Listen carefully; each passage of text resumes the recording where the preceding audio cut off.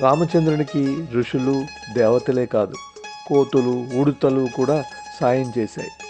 రామకార్యం కోసం జటాయువు ప్రాణాలను సైతం అర్పించాడు.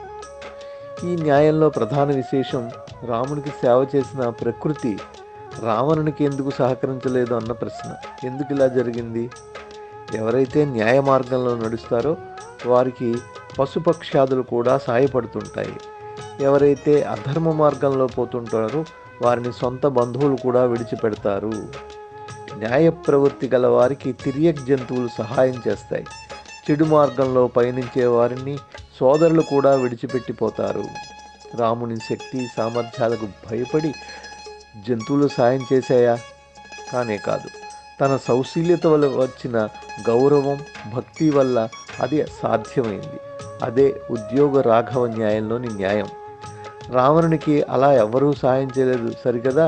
అందరూ ఆ రాక్షసరాజుకి బోధ చేశారు. తాత, భార్య, సోదరులు, కుమారులు ఇలా ఎందరో రావణుని హెచ్చరించారు. కొందరు రాజాజ్ఞ కారణంగా యుద్ధంలో అయిష్టంగా పాల్గొన్నారు. ఓ సోదరుడు వదిలి వెళ్ళిపోయాడు కదా, రాఘవ వర్గంలో చేరిపోయాడు కదా విభీషణుడు. అదే ఉద్యోగ రాఘవ న్యాయం. స్వార్థపరులకు భయంతో ఎవరైనా సాయం చేయవచ్చుగాక. దశాననుడు, రాఘవుల మధ్య తేడా అదే. ధార్మిక జీవనం గడిపేవారికి అలా రక్షణ లభిస్తుంది.